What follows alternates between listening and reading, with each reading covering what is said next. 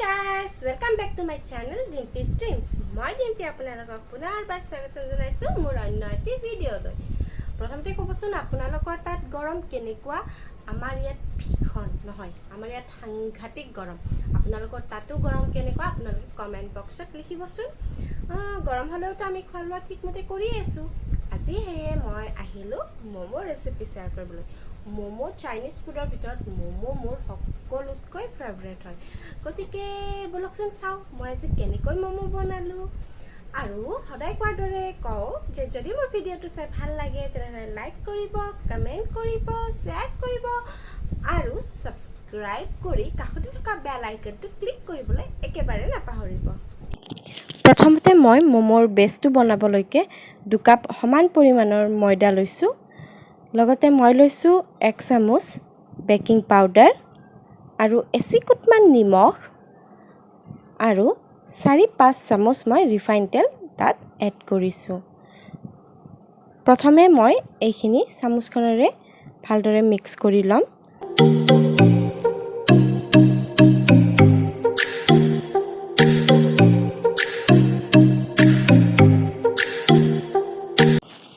ভালদৰে হাতেৰে মই এতিয়া এইখিনি আমি আটাৰ ৰুটি বনাবলৈকে যেনেদৰে মুঠি লওঁ তেনেদৰে অকণমান পানী লৈ ভালদৰে মই মুঠি এটা ড' বনাই ল'ম।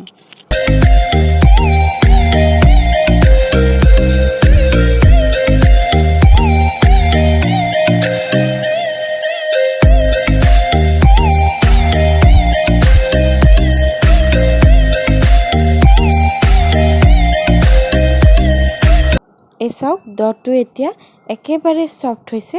ড'টো আমি একেবাৰে সফট হোৱাকৈ আমি ভালদৰে মুঠি ল'ম। মোমোৰ ষ্টাফিংখিনি ৰেডি হোৱালৈকে আমি এইখিনি এতিয়া ঢাকি থৈ দিম ভালদৰে। এতিয়া আমি মোমোৰ ষ্টাফিংখিনিৰ বাবে কি লৈছোঁ মই কৈ দিছোঁ। মই লৈছোঁ 3টা পিঁয়াজ একেবাৰে সৰুকৈ কাটি লৈছোঁ। নহৰু আদাৰ পেষ্ট অকণমান 2 চামুচ পেষ্ট বা 1 চামুচ পেষ্ট ল'ব। আৰু মই জলকীয়া লৈছোঁ সৰুকৈ কাটি লৈছোঁ 3টা জলকীয়া। এতিয়া এইখিনি মই একেলগে মিক্স কৰি ল'ম। মই চিকেন মোমো বনাইছোঁ সেয়েহে মই মাংসখিনি প্ৰথমতে বইল কৰি লৈছোঁ। লগত মই দিছোঁ 1 চামুচ চাট মছলা, লগতে মই লৈছোঁ জিৰা গুড়ি 1 চামুচ। এতিয়া এইখিনি মই একেলগে ভালদৰে মিক্স কৰিম। আৰু মই ইয়াত অকণমান এটা বেলেগ টেষ্ট আহিবৰ বাবে অকণমান মেগী মছলাও এড কৰিছোঁ। আৰু লগত অকণমান দিম মই নিমখ। এতিয়া এইখিনি ভালদৰে মিক্স কৰি ল'ম।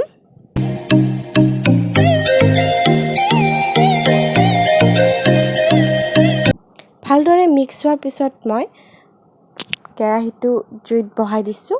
তাত মই অকণমান তেল লৈছোঁ, 2 চামুচ তেল লৈছোঁ। তেল লৈ এতিয়া ষ্টাফিঙৰ বাবে ৰেডি কৰা চিকেনখিনি মই ইয়াতে অকণমান সময়ৰ বাবে ফ্ৰাই কৰি ল'ম। বেছি নহয়, একেবাৰে কোমলকৈ ফ্ৰাই কৰি ল'ম।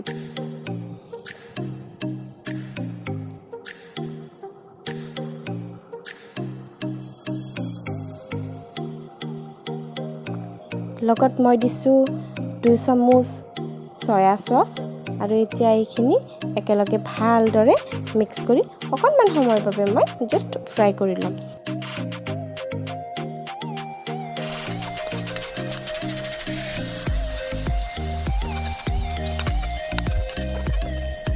আমাৰ ষ্টাফিংখিনি ৰেডি হৈ গ'ল। এটা খুব ধুনীয়া স্মেল আহিছে।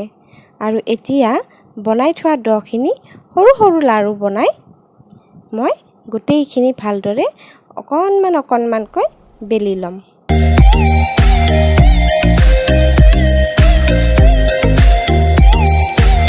মই এতিয়া একেবাৰে অকণমানকৈ সৰু চাইজত বেলি ল'ম মোমোৰ বেছটোৰ বাবে।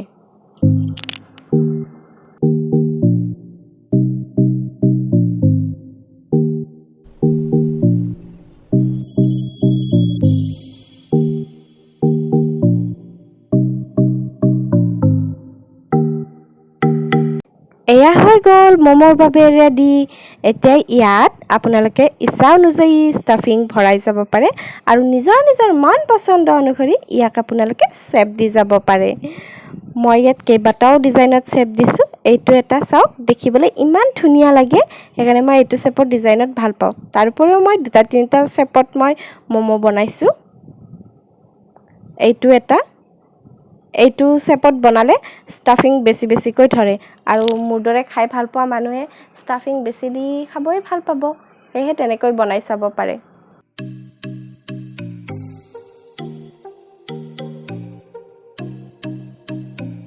লগতে আৰু এটা কথা মই ঘৰত মমো বনাই খাই বেছি ভাল পাওঁ কিয় জানেনে কাৰণ বাহিৰত যেতিয়া মমো খাবলৈ যাওঁ তাত ষ্টাফিংটো ইমান অকণমান দিয়ে যে মোৰ ভালেই নালাগে ইমান সোনকালে খোৱাটো শেষ হৈ যায় সেইকাৰণে মই ঘৰত যেতিয়া মমো বনাওঁ তাত ইচ্ছা অনুযায়ী অকণমান বেছিকৈ ষ্টাফিংখিনি দি আপোনালোকে মমোৰ সোৱাদ ল'ব পাৰে আৰু মমোৰ সোৱাদ যোনে লয় সেইজনে দ্বিতীয়বাৰ নেক্সট টাইম মমো নাখাওঁ বুলি ক'ব নোৱাৰে এয়া আমাৰ হৈ গ'ল ৰেডি এতিয়া মোৰ যিহেতু ষ্টিমাৰ নাই সেয়েহে মই লৈছোঁ ইডলি ষ্টেণ্ডটোত মই প্ৰথমতে ৰিফাইন তেলখিনি ভালদৰে সানি লৈছোঁ যাতে মমোখিনি লাগি নধৰে কুকাৰ এটাত মই পানী বইল হ'বলৈ দিছিলোঁ আৰু সেই কুকাৰৰ ভিতৰত মই এতিয়া ইডলি ষ্টেণ্ডটো সোমাই দি অকণমান সময়ৰ বাবে সেইটো ঢাকি দিম আমাৰ মমোখিনি যেতিয়ালৈকে হয় তেতিয়ালৈকে মই আপোনালোকৰ আগত এটা বস্তু শ্বেয়াৰ কৰিবলৈ ওলাইছোঁ শ্বেয়াৰ মানে একচুৱেলি মই আপোনালোকৰ আগত এটা আনবক্সিং কৰিম আনবক্সিং কৰাটো মোৰ মূল উদ্দেশ্য নহয় যদিও ইয়াৰ ভিতৰত যিটো বস্তু আছে তাৰ মই এটা অনেষ্ট ৰিভিউ শ্বেয়াৰ কৰিম কিয়নো এই বস্তুটো মই আজি 2 বছৰৰ পৰাই ব্যৱহাৰ কৰি আছোঁ গতিকে আহকচোন চাওঁ ইয়াৰ ভিতৰত কি আছে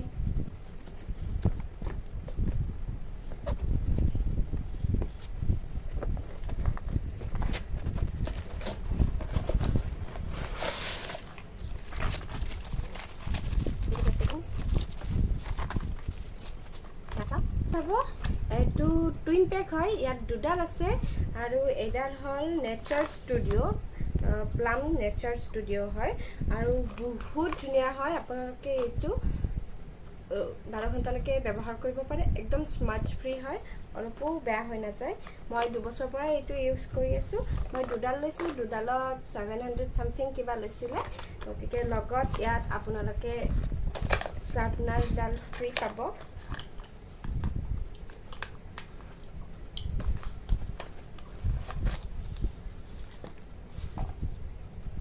চাওক এই দুডাল প্লামৰ কাজল হয় বহুত ভাল হয় আপোনালোকে এই যদি ইউজ কৰা নাই তেনেহ'লে এই দুডাল ইউজ কৰি চাব পাৰে এই প্লাম কাজলডাল আৰু লগত এটা শাৰ্পনাৰ আহে টিকলু কয় বহুত ধুনীয়া হয় গতিকে আপোনালোকে এইটো ইউজ কৰি চাব পাৰে গতিকে বলক এতিয়া মোৰ মমো কেনেকুৱাকৈ তৈয়াৰ হ'ল চাই লওঁ এয়া আমাৰ মমো অলমষ্ট ৰেডি হৈ গ'ল দেখিছে দেখিবলৈ ইমান ধুনীয়া কালাৰ হৈছিলে মমো কেইটা আৰু খাবলৈ বহুত সোৱাদ হৈছিলে ভিতৰৰ ষ্টাফিংখিনিও বৰ মজা হৈছিলে খাবলৈ আপোনালোকেও ঘৰত এনেদৰে বনাই খাই চাবচোন ধন্যবাদ